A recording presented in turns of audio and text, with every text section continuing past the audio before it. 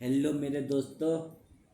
मैं तो इस बात से बहुत खुश हूँ कि मैंने फ्लैशी फ्लैशी वाला समर सूट पहन लिया मरने से पहले, है ना। क्योंकि मरने के बाद दोबारा मेरे को मनुष्य शरीर नहीं मिलेगा, और जब दोबारा मेरे को मनुष्य शरीर नहीं मिलेगा तो दोबारा मैं ऐसा फ्लैशी फ्लैशी ड्रेस कैसे पहन पाऊँगा, है ना। फ्लैशी फ्लैशी अपैरल, है ना। और मरने से पहले मैंने मरने से पहले यार बहुत सारे अच्छे काम कर दिए यार। हैं मेरे भगवान थे, जो हमारे भगवान है, क्या कहते ये हनुमान जी, है ना। हनुमान जी हमारे भगवान हैं। तो इनके बारे में लिखा हुआ है कि मतलब पहाड़ उठा के फेंक देते थे।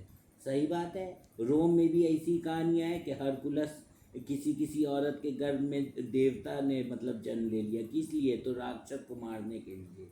जो दुष्ट अताताई था, तो राक्षस कौन हुआ, राक्षस वही हुआ। जैसे जैसे मान लो किसी किसी स्त्री के साथ कोई आदमी जबरदस्ती अभद्रता कर रहा, तो वो क्या हुआ, वो राक्षस हुआ। हम थोड़े ना अभद्रता कर रहे हैं कि मेरे खिलाफ लोग का पुलिस कंप्लेन कर रहा है।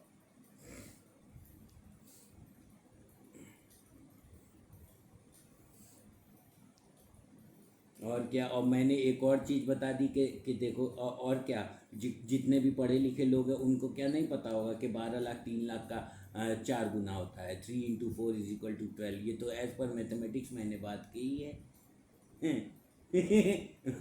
और इस मैथमेटिक्स को इंसानों ने खोजा है, और क्यों खोजा है, भगवान से रास्ता बताने के लिए हैं। और जैसे जैसे क्या कहते हैं, ये जो कहानियाँ हैं, जैसे ये विज्ञान भैरव तंत्र है, तो सही में इन भैरव बाबा में ये जो पुस्तक है, तो इसमें जैसे लिखा हुआ है विज्ञान भैरव तंत्र, और कोई चीज़ होती है गॉड नाम की, तो है ऐसी चीज़ गॉड नाम की। कितने लोग ऐसे हैं जो जो एक आदमी है अमेरिका में, जो जो 50 मंजिला बिल्डिंग से गिर गया, उसकी बहुत सारी हड्डियां टूट गई, लेकिन 3 महीने बाद वो दोबारा जीवित बच गया। तो कहाँ से वो गिरा था, वो आकाश की ऊंचाई से गिरा था, मतलब 54 मंजिला बिल्डिंग से। 54 मंजिला बिल्डिंग से कोई गिरेगा तो किसी का एक मतलब क्या हालत होगी वो समझ लीजिए। वो आदमी 54 मंजिला बिल्डिंग से गिरा, लेकिन वो बच गया। तो इसका मतलब चमत्कार नहीं होते।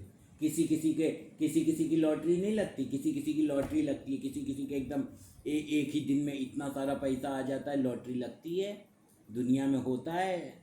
हैं। तो ये लोग बोल रहे हैं कि नहीं, तुम हम हमारे से ये सारी बातें सुनो कि घर में तुम्हारे पेट्रोल डल जाएगा, तुम्हारे घर में आग लग जाएगी, तुम्हारा घर बिक जाएगा। तो हम इन सब बातों पे ज़्यादा ध्यान दें, या ये सब निराशा वाली बातों पे ज़्यादा ध्यान दें, या निराशा वाली बातों पे ध्यान देना छोड़ करके हम आशा वाली बातों पे ध्यान दें। हैं। जिंदगी में वो ऑप्टिमिस्टिक होना बताया है। हैं। भगवान भी ऑप्टिमिस्टिक रहे हैं।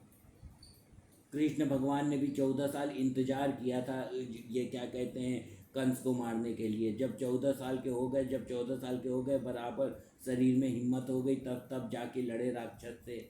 कालनेमी राक्षस था वो, जो दोबारा से कंस के रूप में अवतार लिया था। हैं। तो ये सब पढ़ोगे नहीं, और बोलोगे बोलोगे कि हमको कुछ नहीं पता, तो पहले पढ़ तो लो, अपने ही शास्त्र पढ़ लो पंडितों। दीपक पांडे, गौरव पांडे और कैलाश पांडे, कैलाश चंद्र पांडे जी।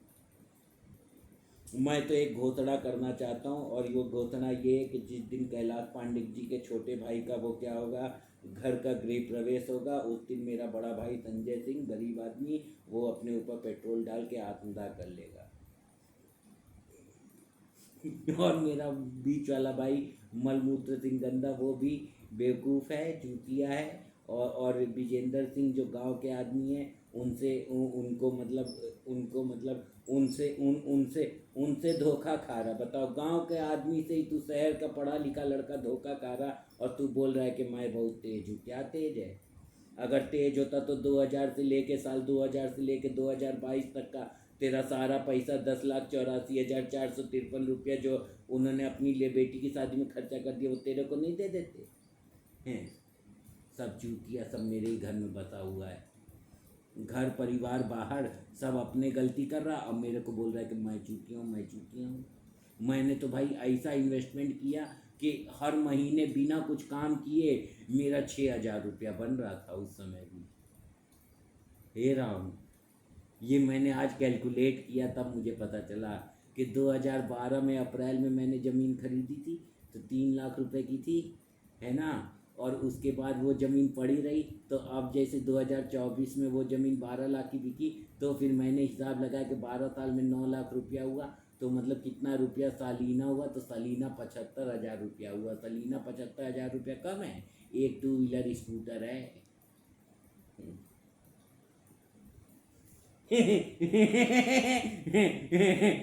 अमीर बनना चाहते हैं, अमीर बनने के लिए पहले ये तो जान लो कि 40 लाख रुपया 4 लाख रुपए से 4 लाख रुपए का 10 गुना होता है।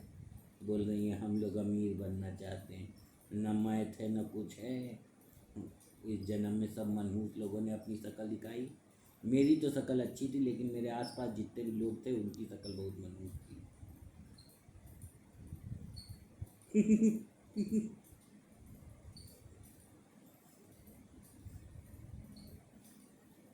और सुनो, जैसे 6,000 रुपया महीना तो इससे बना लिए ज़मीन खरीद के, है ना। और क्या कहते हैं, एस्ट्रोलॉजी की प्रैक्टिस करके 8-10 हज़ार रुपये महीना बना लिया, और 14,000 की नौकरी भी कर लिया, तो हम कुछ कर ही नहीं सकते। हम तो बहुत कुछ कर सकते, तुम ही लोग नहीं कर सकते हो। और पढ़ भी लिया, और राजनीति के बारे में भी जान लिया, फिल्म इंडस्ट्री के भी बारे में जान लिया। अरे मैंने रूमी नाम के शायर के बारे में भी पढ़ लिया, गुलाम अली नाम के सिंगर को भी सुन लिया, और मैंने अपनी ज़िंदगी में बाइक भी चला ली 200 सीसी की, दो खरीद के। और बहुत कुछ कर लिया यार, बहुत हो गया।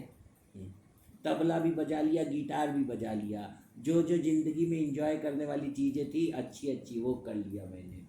और क्या, सही कर लिया। और अभी भी ऐसा हूँ, फ्लैशी फ्लैशी फ्लैशी, बचपन से स्टार और लाइफ से फ्लैशी, दिक्कत ना हमें कोई ऐसी वैसी, गुरु ऊपर वाला हम पे वेरी फ्लैशी। हाँ, सब लोग मेरे को बता रहे।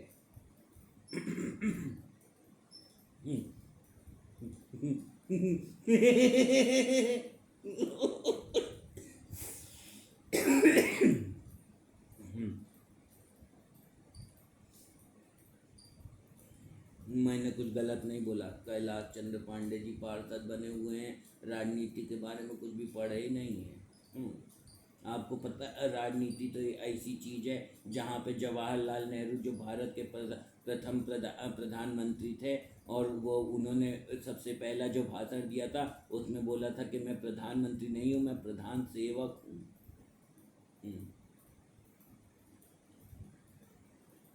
और इंदिरा गांधी का जो हस्बैंड था फिरोज गांधी, उसने एक बार ये क्या कहते हैं, जवाहरलाल नेहरू के अहंकार को तोड़ते हुए, उसने जवाहरलाल नेहरू के प्राइम मिनिस्टर रहते हुए बिना बिना क्या कहते हैं बिना मृत्यु के भय से उसने भरी पब्लिक क्या कहते हैं पार्लियामेंट में उन्होंने कहा था, अपने ही ससुर को उन्होंने कह दिया था।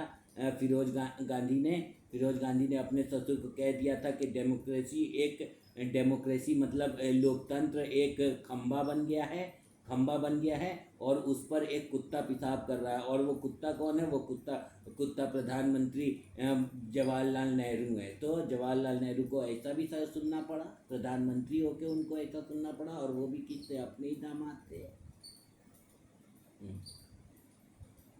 तुम जाओ पता करो, कुछ भी पढ़ते लिखते ना नेता के बारे में जानते हो, न साले फिल्म स्टार के बारे में जानते हो, और साले बिहार भोजपुर आरा में पैदा हुए भोजपुरी के, तुमको भोजपुरी नहीं आती। तुम्हारी तो शकल ही मनहूस है, मैं बता रहा हूँ।